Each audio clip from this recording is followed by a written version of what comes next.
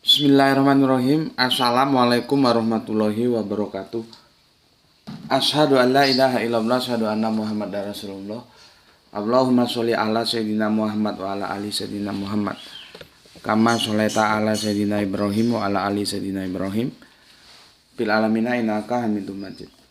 Sebelumnya kita panjatkan dahulu doa kepada Gusti Allah Agung untuk saudara-saudara kita yang telah memberikan sholawatnya kepada channel dakwah ini, sehingga channel ini dapat dengan setia eksis dalam ruang-ruang diskusi kalian semuanya ya.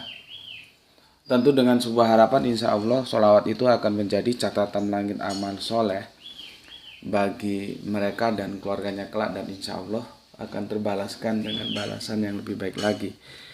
Kemudian untuk seluruh viewer terkasihku dimanapun kalian berada, di mancanegara, di dalam negeri, aku ucapkan terima kasih atas apresiasinya. Semoga selalu always dan tidak pernah never, tetaplah bertumbuh menjadi satu pribadi tangguh, yaitu anti skip dan anti download.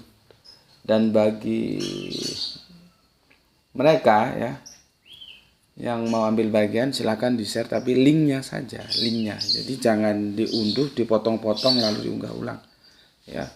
Kalau dipotong-potong, diedit-edit, itu pasti dia akan lepas dari pesan sebenarnya yang mau disampaikan oleh video itu ya. Bagaimana yang kajian 1 jam cuman ditampilkan dipotong 1 menit gitu. Jadi 1 berbanding 60, 1 menit berbanding 60 menit kan menjadi tidak holistik ya, sehingga sangat terbuka untuk menyimpangkan dari pesan utama yang mau disampaikan gitu ya. Makanya kalian juga jangan jangan demen mengkonsumsi video-video editan gitu. Karena sekarang juga dengan majunya teknologi ya, orang yang gak bisa bahasa Cina aja bisa di video itu, dia seolah-olah bisa bahasa Cina ya. Bahasa Arab juga begitu ya, bahasa apa aja lah, tergantung nanti programmernya diisi bahasa apa. Tapi kalau bahasa roh mungkin nggak bisa ya. Programmernya nggak sanggup. Bahasa roh itu gimana? Programmernya ngertinya roh itu ada 2, ada rohana dan rohanian gitu. Oke. Selanjutnya untuk kalian semuanya, aku nggak bisa sebutkan satu persatu ya. Aku ucapkan terima kasih yang banyak atas doa-doa baiknya untukku dan keluarga. Aku kembali mendoakan semoga kebaikan doa itu tercurahkan bagi kalian yang mendoakan. Sebagai sesama saudara, kita saling mendoakan dalam kebaikan, dan insya Allah doa kita bagian dari sekian banyak doa yang dikabulkan oleh Gusti Allah Agung. Amin amin ya rabbal alamin. Ini malamnya malam akhir pekan ya. Jadi kajiannya aku pilihkan yang sedikit santai lah ya. Ataupun kalau tidak santai, diusahakan kemasannya sesantai mungkin ya. Bisa dikatakan ini berhubungan dengan kajian-kajian kita ya, baik itu yang pagi maupun yang siang, yang perspektifnya Al-Quran maupun Bible ya. Bisa dikatakan juga tidak, tapi secara substansi tetap berhubungan, cuman secara tajuk mungkin terpisah ya, dan memang aku pisah.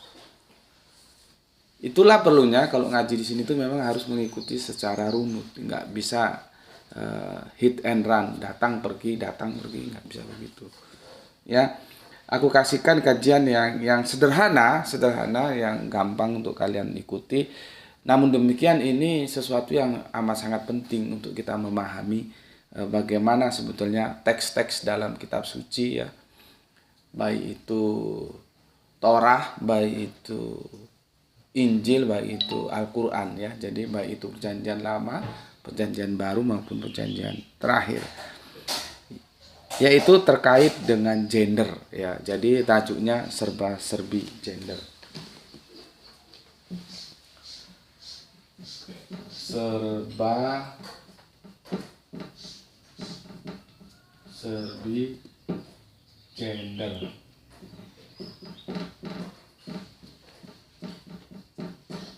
Ya, ini kajian kita, dan aku kemas ya sesimpel mungkin ya, supaya nggak mengganggu acara liburan kalian. Ini kan malam liburan ini.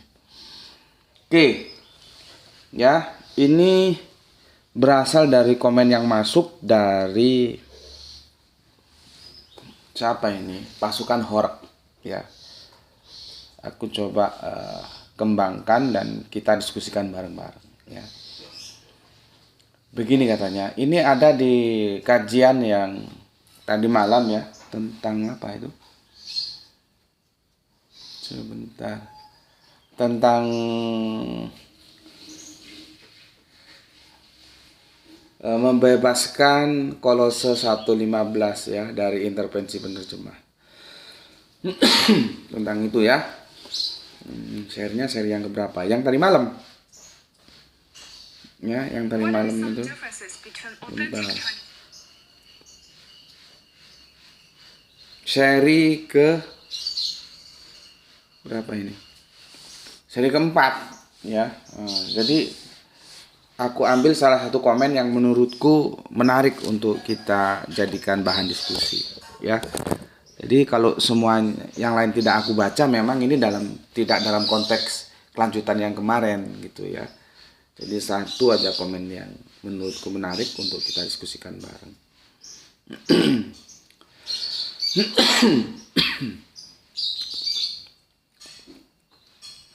Ini dari Horek ya.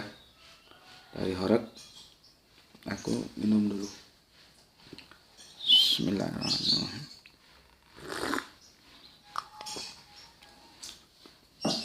Horek atau Horok ini ya. Pasukan Horok-Horok. Begini katanya. Dalam Alkitab Amsal ya, kemarin kita akan mengkaji tentang Amsal ya. Sudah sampai Amsal 8 yang ke-20 berapa? 22 23. Dalam kitab Amsal, kata hikmat ya, itu dalam kurung hokmah ya, bahasa Ibrani, adalah bergender feminim. Cewek maksudnya. Jelas tidak cocok diperuntukkan kepada Yesus yang terlahir di dunia sebagai laki-laki. Ya. Jadi gini, kerangka berpikirnya harus aku bangun dulu supaya kalian paham. Awalnya tuh ya, karena nanti kita akan mendiskusikan ciptaan mula-mula itu, yang juga kita belum cek apakah memang itu benar diterjemahkan ciptaan mula-mula atau enggak, kita belum tahu ya. Kan ini masih mengumpulkan serpihan-serpihan untuk kita bangun parsel. Ya. Jadi parselnya itu seperti apa ya nanti ya. Oke. Kan teman-teman Kristen, meskipun tidak semua tentunya ya, itu menggunakan Amsal yang kita kaji kemarin itu sebagai literasi mereka untuk berargumentasi, mengatakan sebagai praeksistensi Yesus. Betul ya. Jadi Yesus itu mengalami praeksistensi ya. Meskipun kemarin kan sudah aku kasih pertanyaan ke kalian, sebetulnya apakah cuma Yesus yang mempunyai praeksistensi? Ya, nanti ada nggak praeksistensi? Kalau mau ditarik-tarik ke belakang itu kan jadi kacau itu. Kalau ada praeksistensi, ada nggak praeksistensi? Jadi sebelum praeksistensi itu ada lagi nggak gitu loh? Makanya sebetulnya ini kajian yang sebetulnya kalau menurut aku ya sebatas pemikiran aja sih ya. Tapi ya nggak apa-apa lah ya, kita coba diskusikan ya. Lah di sana di Amsal 8 yang ke-12 itu ya, itu kan jelas, itu kan akunya itu larinya ke hikmat. Ya, ke hikmat. Bukan ke Yesus. Makanya aku tolak kalau itu digunakan sebagai literasi membangun argumentasi Yesus mengalami praeksistensi. Nanti juga itu bisa tertolak dengan Amsal nanti, tapi kalian harus sabar, itu belakangan nanti Amsalnya ya. Aku tampilkan. Ya. Bukan Amsal, Yesaya, dengan Yesaya. Yang kita kajikan kemarin kan Amsal 8 ya. Terus ini ada komen masuk dari pasukan Horeb ini ya. Aku bacakan lagi supaya kalian paham. Dalam kitab Amsal, kata hikmah, kokhmah ya, itu Ibrani ya, adalah bergender feminim. Jelas tidak cocok diperuntukkan kepada Yesus yang terlahir di dunia sebagai laki-laki gitu loh.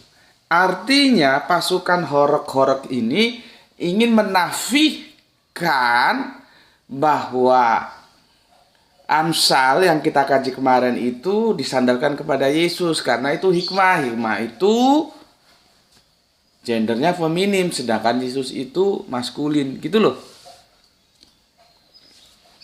Ngerti ya? Ini ikuti dulu, kalau enggak nanti kamu kacau. Ya. Atau kalau aku bikin yang simple, ya.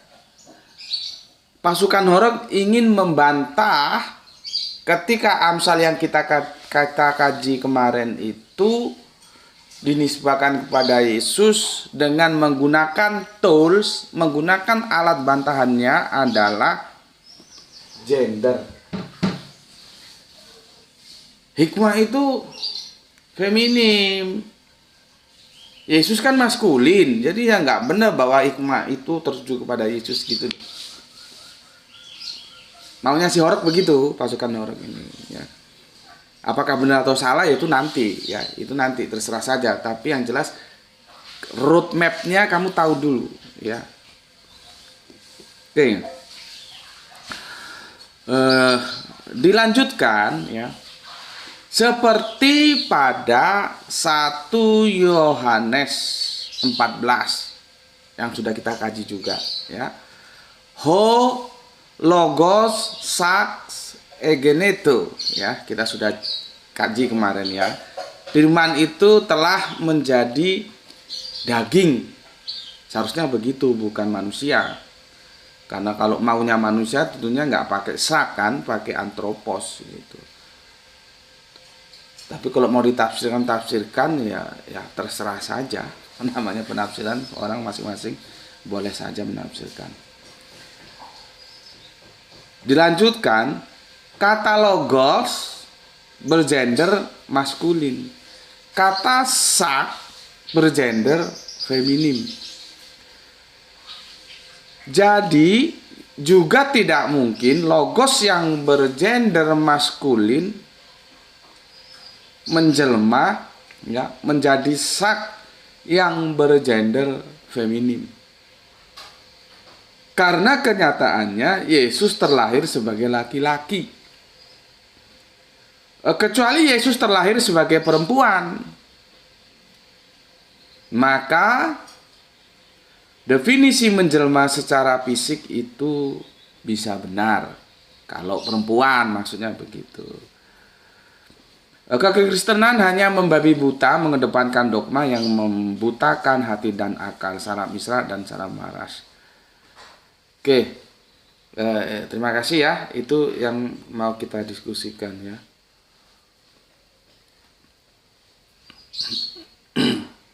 Oke, itu yang mau kita diskusikan. Sekarang begini, masih ingat ya? Aku pernah mengatakan kepada kalian, karena aku belajar bahasa itu sama guruku itu dijelaskan betapa pentingnya bahasa. Ya, bahasa itu penting. Tetapi aku diingatkan sama beliau, guru Al-Quranku, bagaimanapun pentingnya bahasa, dia punya keterbatasan. Dia punya keterbatasan. Gitu loh. Itu yang harus dipahami ya. Ini sepertinya ada komen dari memang ya, ini dapat komen ya dari Gispati ya, salam kembali gitu ya, jempol. Terus ini ada Kutu Loncat, ini kafir ini ya. Dia sih juga mengusung gender, tapi meskipun gender yang diusung itu nggak linear dengan apa yang dimaksudkan si Horak ini gitu loh. Makanya aku bilang kadang-kadang kafir-kafir ini nggak tahu ya, apa goblok atau gimana gitu loh. Gue ya bener sih. Jadi dia bilang begini, kul huwallahu ya, kul huwallahu ahad, huwa ya, huwa itu dia laki-laki, hiya dia perempuan. Iya memang, terus apa masalahnya?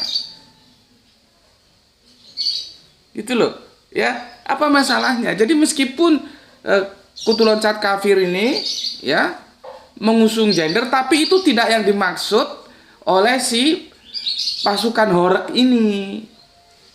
Jadi orang bilang ke kanan, dia ke kiri gitu loh. Jadi asal aja, nggak membaca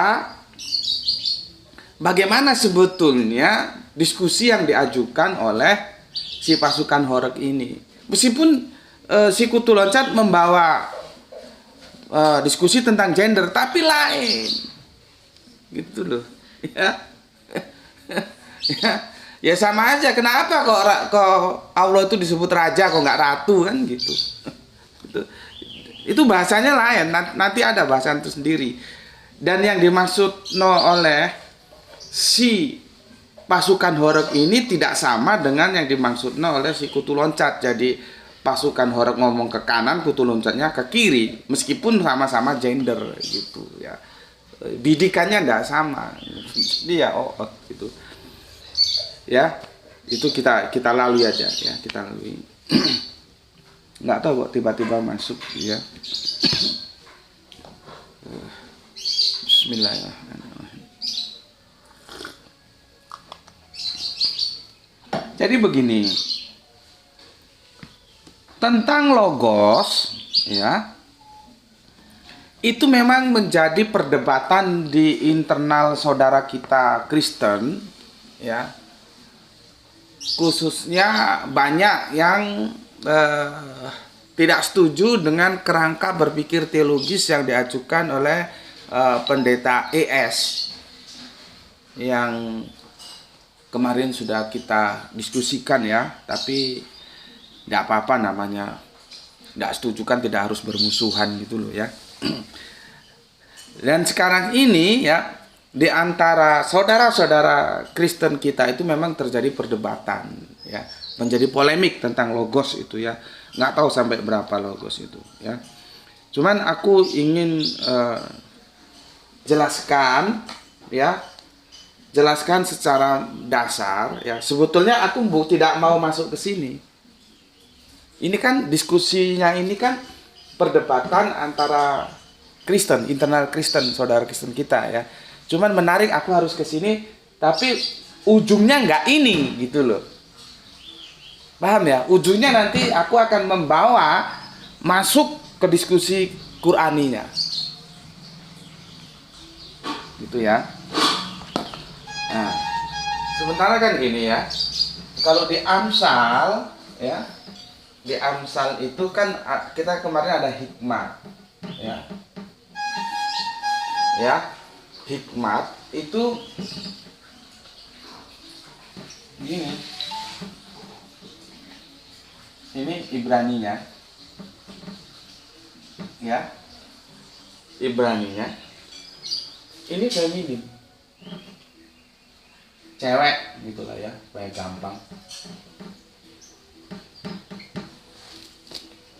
cewek dia ya. Jadi kalau hikmat ini dinisbahkan ke Yesus, nggak kena karena dia cowok. Itu loh yang dibangun oleh Horak itu begitu. Ya. Karena hikmat ini cewek, maka enggak match kalau hikmat itu Yesus, karena Yesus itu cowok. Gitu loh. Ya. Nih. Jadi ini enggak bisa, enggak match. Ya, enggak match. Oke. Ini satu ya. Aku hapus ya. Mana pun hapusnya. Oke. Ini nggak usah aku jelaskan, nanti penjelasannya sekalian di Yohanes 1:14 ya. Karena sama aja nanti ya. Ini sudah diketahui aja. Oke.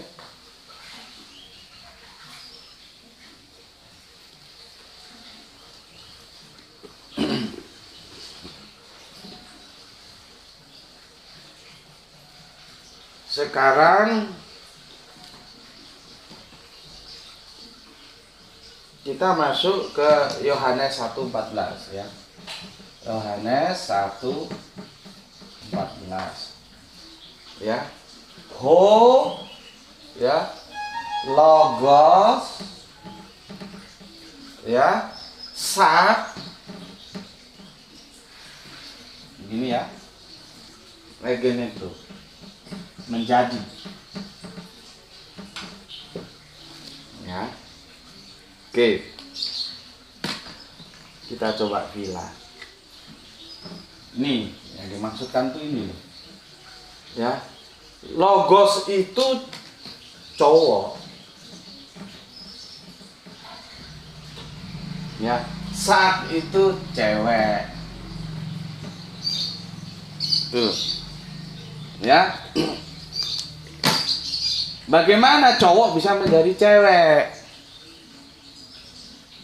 Ya. Bagaimana cowok bisa menjadi cewek? Ya, ini perdebatan di internal saudara Kristen kita seperti ini, ya. Ya. Hologos sak egen itu, ya. Bagaimana, ya? Cowok itu bisa menjadi cewek. Kalau cewek yang menjadi cewek, kalau cowok yang menjadi cowok. Karena apa? Logos itu digenderkan cowok, sedangkan sak itu digenderkan cewek. Ya. Oke. Maka ini dibantah ya oleh sesama Kristennya ya. Memang ini pendekatannya bahasa nanti ya. Gender ya. Larinya ke bahasa apa? Ya Yunani. Karena ini kan bahasa Yunani ya. Mereka tidak pernah berpikir nabinya orang Israel, kitab sucinya bahasa Yunani. Sama dengan nabinya orang Batak, nanti kitab sucinya bahasa Jawa. Itu canggih itu. Itu nggak terpikir dalam perdebatan mereka. Ya tidak apa-apa ya. Tidak apa-apa. Kita abaikan aja itu ya, tidak dalam ranah sedang kita diskusikan ya. Ya sudah, kita terima saja ini bahasa Yunani ya. Ini bahasa Yunani. Gitu ya. Oke. Karena begini, gender ya. Gimana ini ya? Ini papannya kurang 2 sih ya. Kalau papannya ada lagi, sebenarnya ada tapi di sana. Supaya kalian jelas. Gender ini aku hapus lah ya, aku hapus. Nanti kalau kamu nggak hafal ya di screenshot ya. Tapi yang jelas ya, logos itu cowok, sak itu cewek, gitu ya. Ya, bagaimana cowok bisa menjadi cewek? Gitu ya.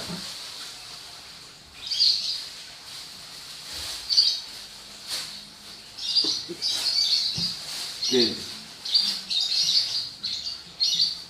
Dalam aturan main bahasa Yunani itu begini. Ya. Gender itu terbagi 2 dia. Ada secara gramatikal ya. Gramatikal itu secara apa ya?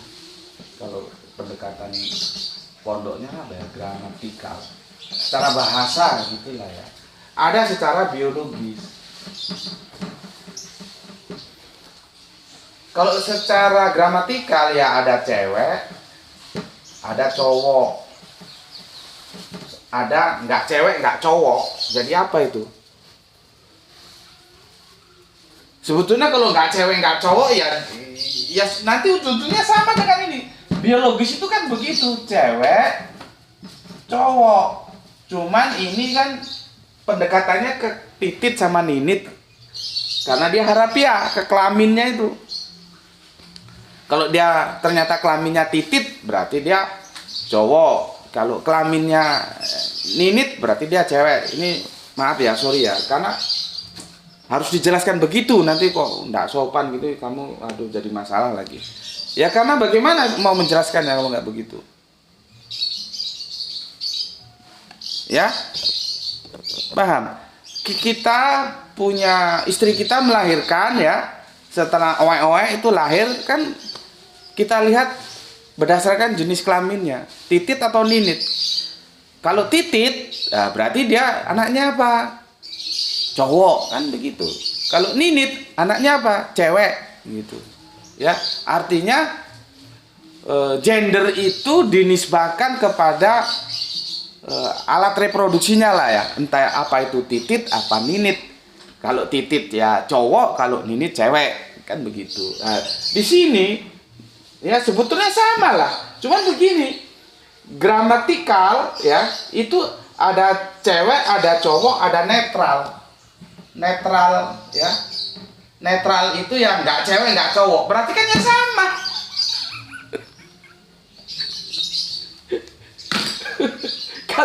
kalau dia cewek nggak cowok nggak, terus apa? Terus gue mau tanya, kalau dia nggak cowok nggak cewek, terus apa gendernya? Terus kenapa juga harus diberi gender begini? Ya. Karena adanya kan cewek cowok, ada nggak gender nggak cewek nggak cowok? Coba gue mau tanya, ada nggak gendernya apa dia cewek, gendernya apa dia cowok, terus dia gendernya apa? Nggak cewek, nggak cowok loh. Lah iya apa? Gender nggak cewek, nggak cowok itu gender. Tapi kita hormati saja ya. Ini diskusi internal mereka. Aku menyampaikan ke kalian. Ya, nggak cewek, nggak cowok ya. Gitu. Sebetulnya kalau nggak cewek, nggak cowok, ya dia nggak punya gender, yang dia netral ini dihapus no begini kan berarti kan ya sama sebetulnya. Antara gender biologis dan gender gramatikal ya sama, ya cewek ya cowok, cuman ada dua itu gender gitu loh. Cuman nanti penjelasannya ya, gramatikal itu cewek dan cowok pendekatannya tidak alat reproduksi. Gue mau ngomong alat kelamin, gue malu. Bukan alat reproduksi, bukan cewek dan cowok ya. Tapi kalau yang biologis ya itu nisbahnya memang ke alat reproduksi, titit atau ninit begitu. Harusnya penjelasannya begitu aja, nggak usah di sini ada dua, di sini ada tiga, ada netral. Nah kalau netral apa? Ada jenis kelamin netral. Orang adanya cuma dua kok gitu. Itu masalah tersendiri dalam bahasa ya. Tapi apa ya? Gue hormati ya, artinya gue nggak mau campur lah, gue nggak mau nanti dikirain pro sana pro sini, enggak ya.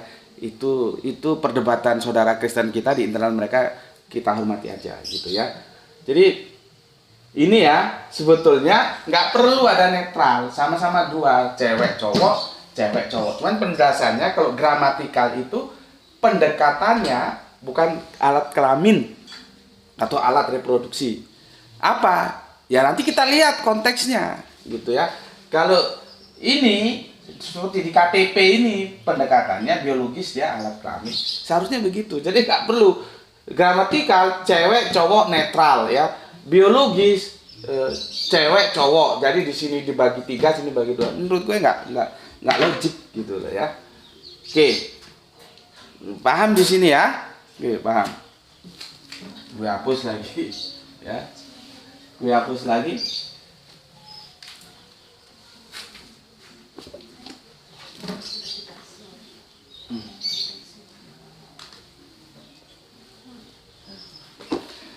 Nggak tahu ini santai nggak sih ya? Mauku sih santai supaya kalian nggak terganggu malam liburannya, ya. Bismillah.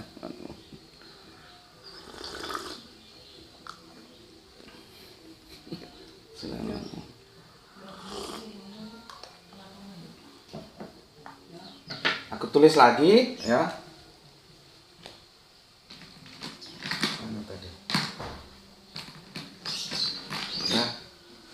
Ho, aku tulis huruf besar ya supaya bisa dibedakan. Logos, ini besar, ini bukan besar kecil seperti LAI ya, enggak, ini besar kecil supaya gampang dipahami aja gitu ya, enggak seperti LAI TUHAN besar semua, T besar UHAN kecil, enggak begitu ya. Ini supaya kalian gampang memahami aja. SA Egeneto.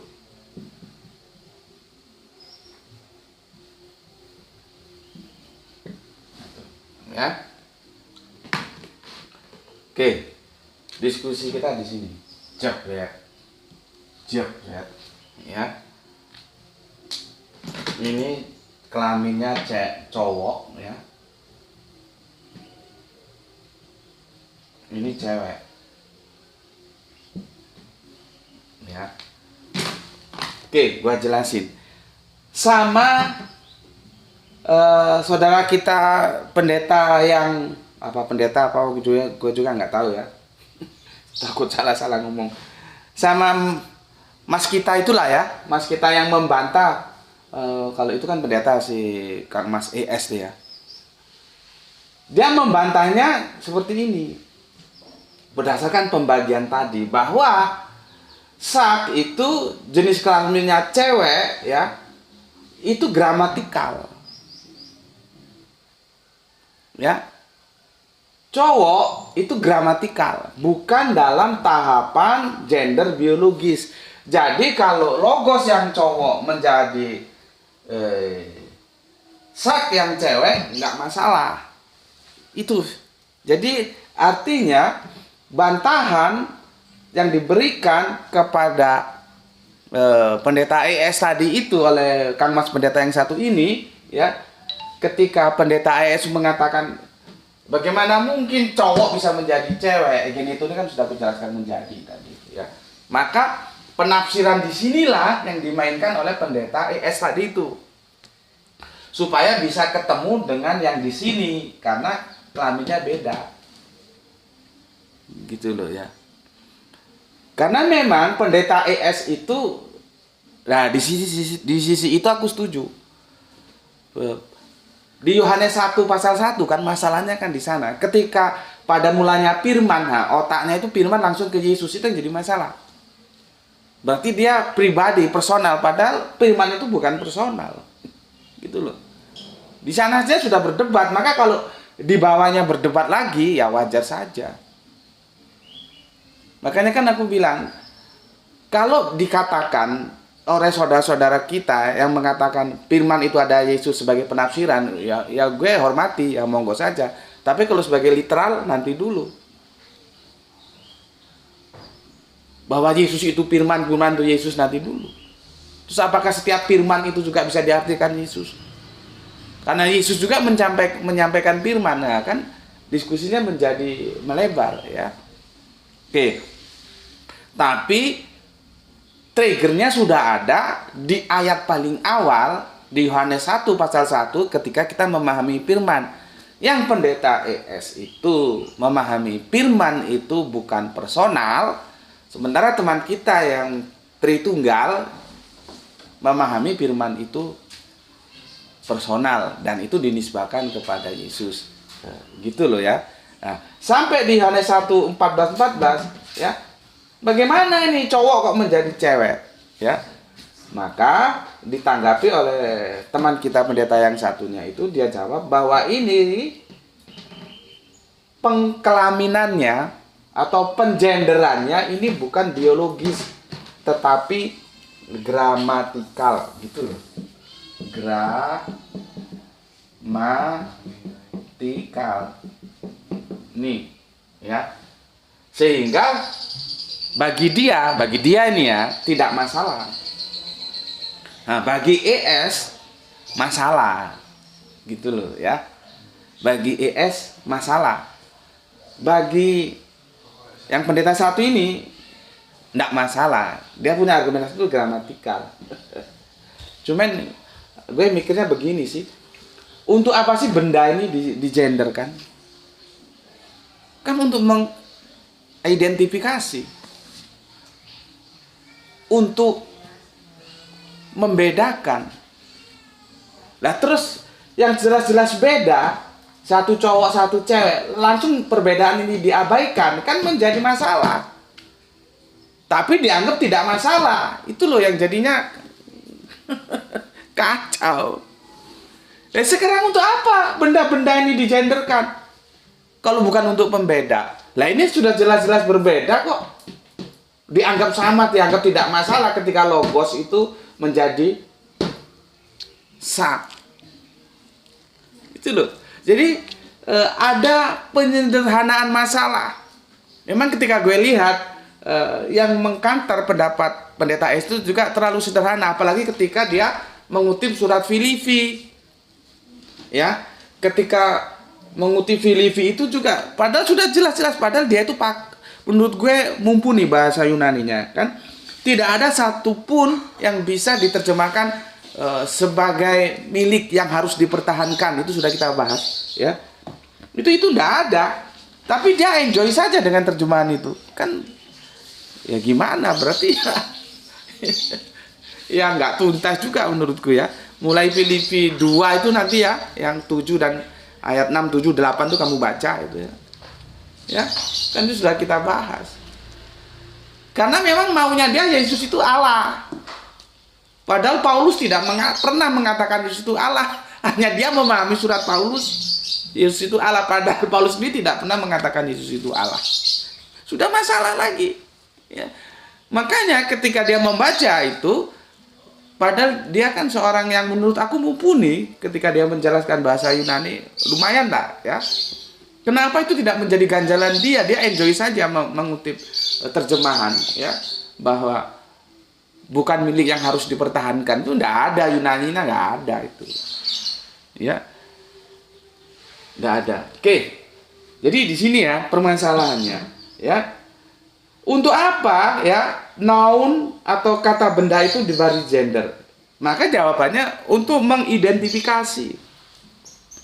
Kan begitu ya, untuk mengidentifikasi sehingga bisa menjadi pembeda. Nah, di sini cewek dan cowok itu jelas beda. Terus bagi dia dengan alasan ini gramatikal, maka tidak bisa disanggah. Bagaimana mungkin logos menjadi saks sedang logos cowok terus menjadi cewek? Nah, itu yang gue sih tetap hormati pendapat dia, tapi gue nggak setuju. Apa? Blunder ya, orang jelas beda kok dianggap nggak beda gitu ya. Oke, itu sekilas yang sedang hangat ya di antara teman-teman saudara Kristen kita ya tentang logos ya. Menarik, nggak apa-apa ya, menarik, yang penting dilakukan dengan hormat ya, kan dijelaskan gitu. Bersiap sedialah apabila engkau dimintai pertanggungan jawab tentang Kristus ya, tetapi dengan hormat gitu ya. Artinya tidak menyerang pribadi ya. Argumentatif lah, aku kira yang nonton juga enak jadinya gitu ya. Kalau sudah menyerang pribadi itu ya kelas comberan itu ya biarin saja ya.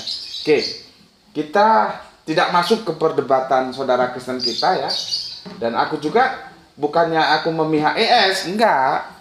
Aku sama-sama suka mengikutinya ya. Aku tidak memihak mana-mana, cuman aku sendiri bertanya, bagaimana mungkin yang jelas beda ini langsung diabaikan perbedaannya? Itu nggak bisa begitu. Artinya harus dia cari alasan lain. Nggak bisa ini dinetralisir dengan alasan bahwa gender itu dibagi dua, gramatikal dan biologis. Enggak bisa. Tetap kalau misalkan ketemu gue, teman kan nggak ketemu gue, dan ini kan diskusinya sama kita, pasti gue tolak. Ya, kalau ini mau dinetralisir dengan alasan gender yang pendekatannya gramatikal bukan biologis gitu loh, pasti gue tolak. Kalau diskusinya sama gue gitu, karena bagaimana mungkin ya cewek dan cowok yang berbeda mau dianggap sudahlah sama aja gitu. Ya kalau gitu ya benda-bendanya nggak usah dikasih gender aja gitu. Ya, orang adanya dikasih gender untuk membedakan kok gitu. Oke, aku hapuskan. Ya.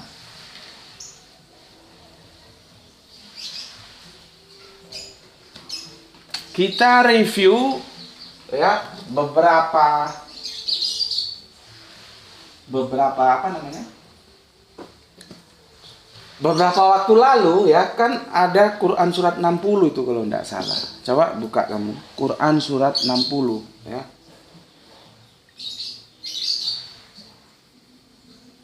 Quran surat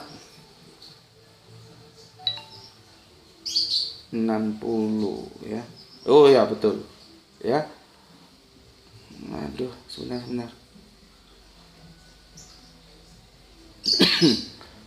Quran surat 60 ya. Kamu buka, itu sudah aku jelaskan dulu. Quran surat 60 itu kenapa dikasih nama Al-Muntahana ya? Quran surat ini Al ya Mumtahana.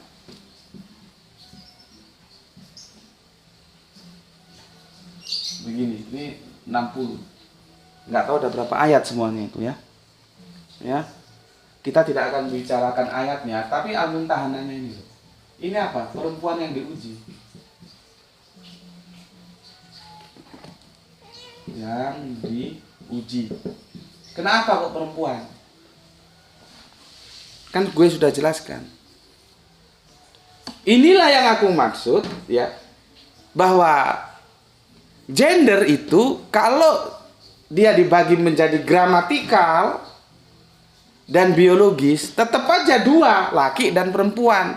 Nggak lanjut biologis cowok cewek, terus gramatikalnya cowok cewek netral. Nah, kalau netral kan sama aja nggak ada gendernya gitu loh ya yang gue maksud. Nah, lalu bagaimana?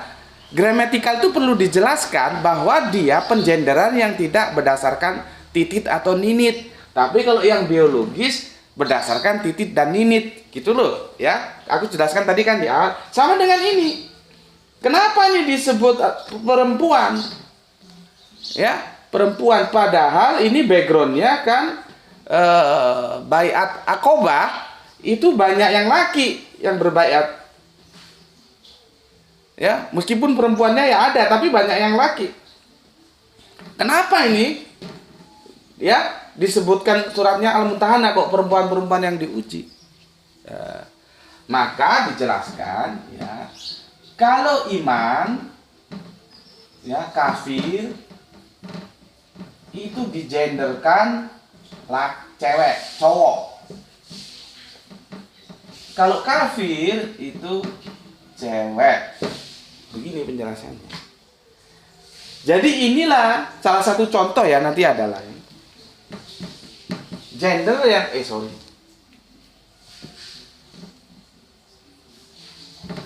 ya, gender yang tidak berdasarkan kelamin. Ya, entah dia laki, entah dia ada titit, entah dia ada ninit. Kalau iman dia disebut cowok. Tapi entah dia ada titit, entah dia ada ninit, kalau dia kafir dia dikelompokno cewek. Jadi pengelompokan ini. Dia gender pengelompokan berdasarkan iman dan kafir, tidak berdasarkan titit dan ninit. Makanya meskipun baiat akobah itu paling banyak cowok, ya tetap aja dikasih nama Muntahana, perempuan yang diuji. Padahal jumlah perempuannya itu lebih sedikit daripada jumlah lakinya. Karena laki-laki yang cowok yang banyak itu, yang kafir itu, akhirnya kan eh, berbaiat pada Kanjeng Nabi, itulah yang disebut cowok. Ya. Ya, yang disebut cowok kalau sudah beriman.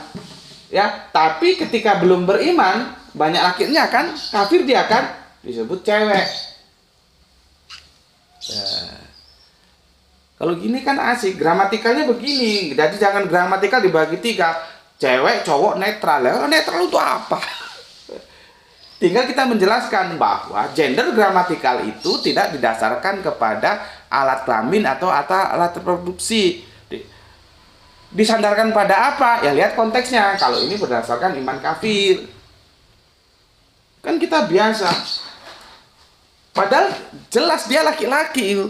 Kalau dalam perspektif Jawa biasa. Ya. Oh, gak lanang gue.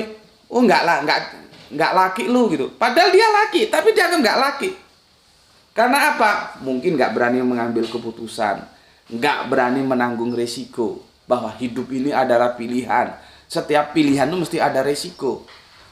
Selalu gamang. Bisa saja terus temannya, bukan maksudnya temannya menghina, menyudutkan, enggak, maksudnya memberi trigger supaya dia bersemangat untuk mengambil keputusan. Maka dibilang, ah, orang lanang gue, ah, enggak laki lu itu. Nah, terus dia tuh, wah, aku udah disebut perempuan, enggak mau aku ambil keputusan, gitu loh.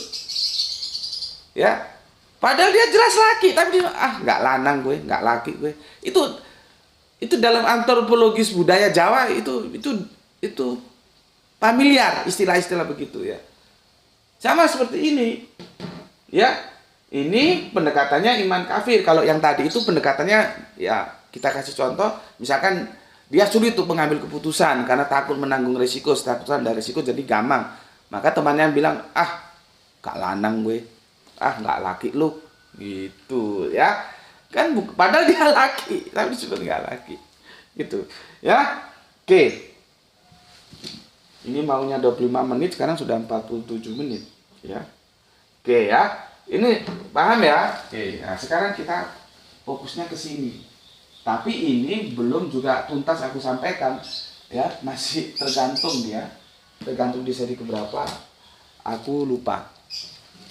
Sekarang buka Quran surat An-Nisa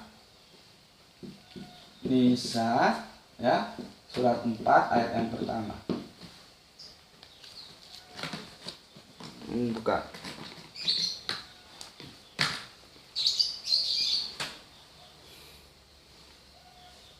Surat 4. Ini belum selesai kita bahas ya. Nah, ini dia. Di sini gini. Wahai manusia, supaya cepat langsung terjemahannya ya. Nanti Arubiunnya bisa kamu baca sendiri. Wahai manusia, bismillahirrahmanirrahim. Wahai manusia, bertakwalah kepada Tuhanmu yang menciptakan kamu dari diri yang satu. Dalam kurung Adam. Ya. Ini untungnya di dalam kurung ini Adamnya itu, bukan jadi dia tafsiran gitu loh. Ya, bukan tekstual enggak. Nah, sekarang kita mau menguji tafsiran itu betul atau salah gitu loh ya maksudnya ya. Wahai manusia, bertakwalah kepada Tuhanmu yang telah menciptakan kamu dari diri yang satu, dalam kurung Adam, dan dalam kurung lagi Allah menciptakan pasangannya Hawa, dalam kurung juga ya, dari dirinya ya. Nyanya itu lari kemana? Adam. Dan dari keduanya ya, Adam dan Hawa, jadinya kan orang digiring ke sana ya. Allah memperkembangbiakan laki-laki dan perempuan yang banyak. Bertakwalah kepada Allah yang dengan namanya kamu saling meminta, dan peliharalah hubungan kekeluargaan. Sesungguhnya Allah selalu menjaga dan mengawasimu. Nah, begitu ya. Oke, sekarang aku ajak kamu fokus ke nafsin wahidat ya. Di situ kan ada nafsin wahidah ya. Nafsin wahidatiu. Ya, biasanya ada yang baca nafsin wahidatin ya. Nafsinnya lengkapnya kan begini. Ya.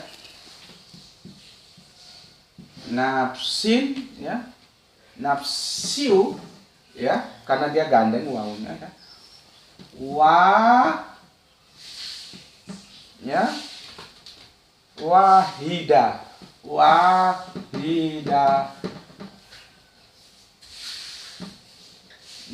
gini ya, nafsin wahidatu ya. Ini ya sudah, kita biarkan begini dulu ya, nggak aku jelaskan dulu apa itu nafsin wahidatu. Nanti gilirannya ketika kita melanjutkan diskusi tentang apa surat An-Nisa ini ya nanti. Jadi aku nggak jelaskan dulu apa nafsin wahidatun. Aku mau fokus ke gendernya ya. Jelas ya? Oke. Di sini dikurung ya, nafsin wahidatun itu diterjemahkan di sini diri yang satu. Diri yang satu ditambahi oleh si penafsir yaitu Adam.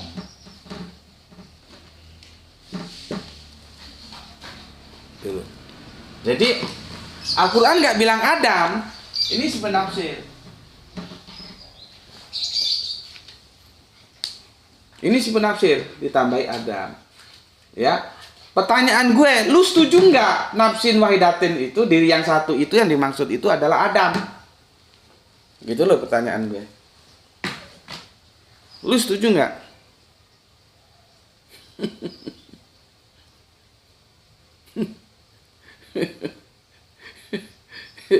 Ya,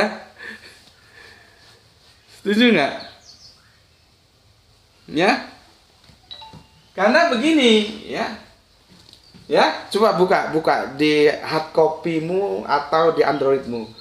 Kalau di tempatku begini, di dalam kurung Adam. Jadi si penerjemah ya ingin menggiring si pembaca bahwa nafsin wahidatin itu adalah satu personal yang disebut Adam. Inilah yang aku bilang kemarin, pengaruh biblikal. Pelapuk ini kan perjanjian lama ini.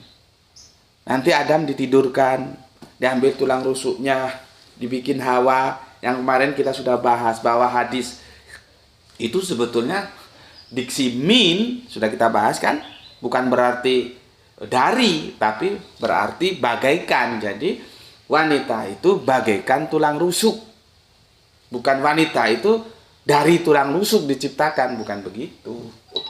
Cuma kan mainstream sudah keliru. Karena apa? Ketika mau mencermati itu hadis, dia sudah terkontaminasi episode Adam dan Hawa dalam perjanjian lama. Itu masalahnya. Dan kita kan ketika kita membahas surat An-Nisa itu, kita ingin membersihkan ya tafsiran-tafsiran si penerjemah yang sudah mengkontaminasikannya dengan kerangka berpikir perjanjian lama. Nah, kalau dia sudah terkontaminasi perjanjian lama, maka diri yang satu itu ya sudahlah, ini nafsin wahidatin itu di sini dibilang diri yang satu ya. Apakah gue setuju atau tidak ya nanti dulu ya. Cuman itu bukan fokusnya ya. Fokus kita adalah tentang gender ya. Diri yang satu itu ya dimaksudkan ke Adam. Tapi untungnya dia kurung. Kalau nggak dikurung, bablas sudah. Karena dia sudah terpengaruh dogma Bible, khususnya perjanjian lama. Jadi hampir sama ini dengan wanita diciptakan dari tulang rusuk. Itu juga Bible. Makanya perlunya nambah wawasan supaya kita tidak terperangkap dalam kesalahan gitu ya. Oke, sekarang aku jelaskan. Gini loh ya.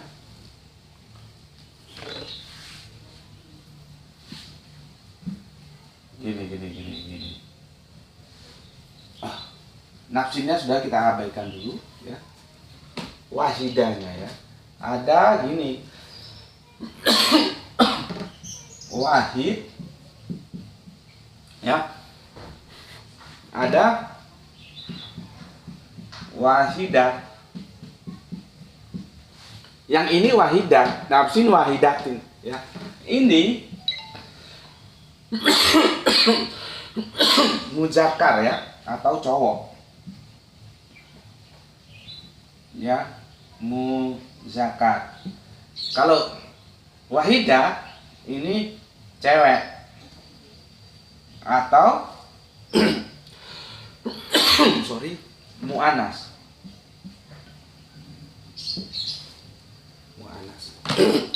Sorry. Aku minum dulu. Bismillahirrahmanirrahim.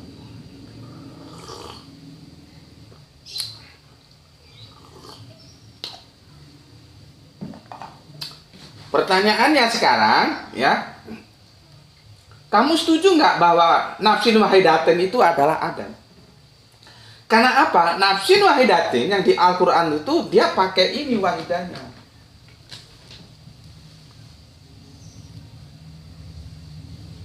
Jadi kalau aku kurung begini, sama tadi, sama dengan logos dan sak. Ini cewek. Ini sejak dulu Adam itu ya cowok. Coba, ya, setuju nggak?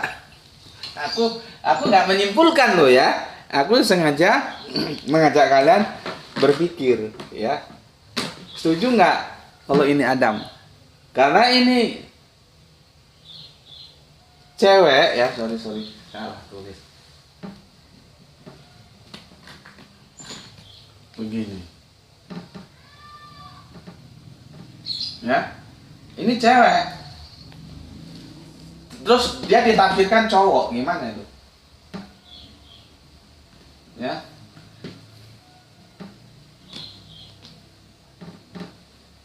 Ya.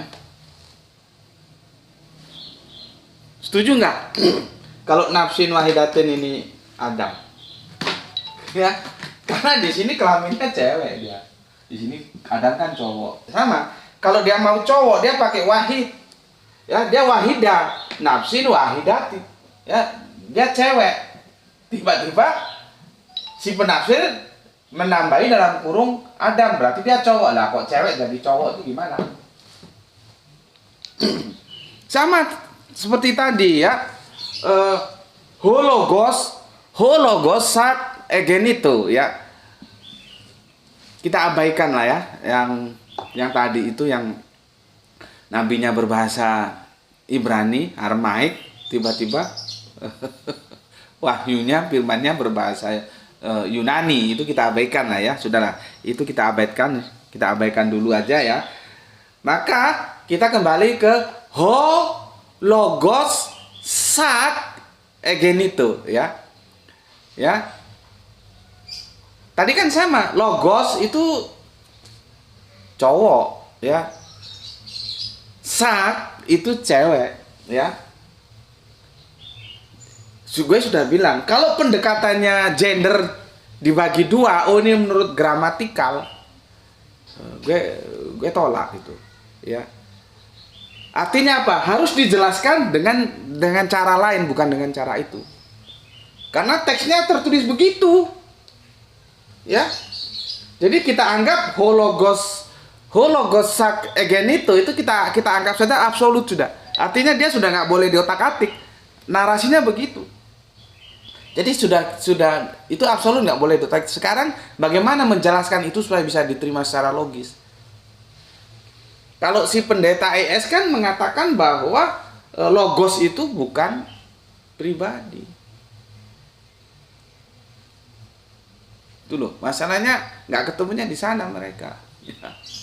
Ya, jadi yang aku mau begini, ya sudahlah, hologos, sak, egenito itu kita anggap absolut ya, sudah nggak usah detail. Sekarang harus dicari penjelasan bagaimana secara rasional supaya bisa diterima adanya logos yang cowok bisa egenito daging atau sak yang cewek, itu gimana gitu ya. Nah, kita kembalikan, refleksikan ke sini ya. Setuju nggak kamu bahwa ini mainstream loh, ini di lingkungan Islam banyak yang memahami seperti ini, sudah terpengaruh oleh Bible gitu ya. Setuju atau enggak? Ya terserah lu aja, lu setuju enggak ya, enggak masalah. Cuman di kolom komentarnya coba dikasih ya, pendapatnya, aku mau tahu aja ya. Oke. Aduh, sesuatu yang kadang-kadang di luar rencana. Mau gue sih cuman 25 menit, makanya gue nggak baca komen lu. Nggak taunya ini gue nggak baca komen lu sudah 1 jam ini. Mohon dipersorry ya, tapi tetap besar harapanku tidak mengganggu acara-acara malam liburan kalian. Oke, sampai di sini dulu ya. Pesan aku, jaga Allah, jaga Kanjeng Nabi, jaga Al-Quran, jaga sholatmu. Sorry. Tadi ada kafir tentang kenapa Allah itu kul huwa Allahu ya, pakai huwa tidak pakai hiya ya. Ya gampang saja sih. Karena dia tidak masuk ke dalam pendekatan gender yang biologis. Tapi yang grammar ya, yang gramatikal. Artinya apa? Cowok itu dimanapun lebih powerful daripada cewek gitu loh. Makanya itu juga jawabannya ketika ditanya, kan kadang-kadang dia tanya, kenapa ya apa namanya,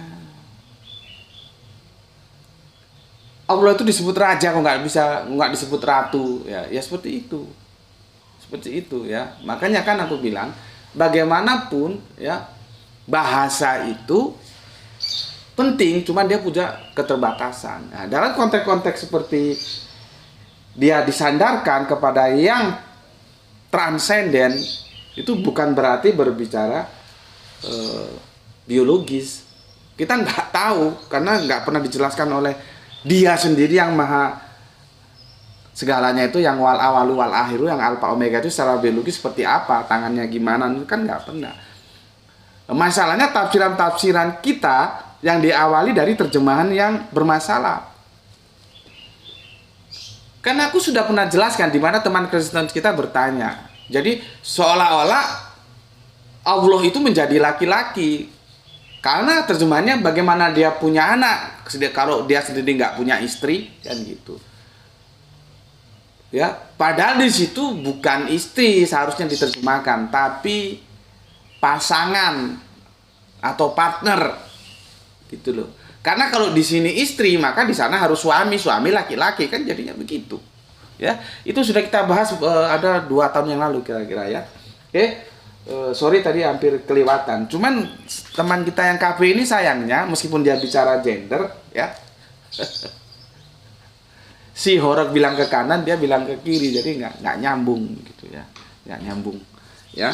Oke, aku ulangi lagi ya, pesan aku, jaga Allah, jaga Kanjeng Nabi, jaga Al-Quran, jaga sholatmu ya, jaga iman Islammu ya, simpan dalam hati yang paling dalam, tapi tetap memberi hormat kepada saudara kita yang memilih jalan lain, karena itu tetap saudara kita ya. Semoga mendapatkan keberuntungan, rezeki yang barokah dan kesehatan yang prima, dan terima kasih telah mengalokasikan waktu dengan ngaji bareng seperti di channel ini. Oke, salam Isra, Islam rasional untuk semuanya. Alhamdulillahirabbil alamin.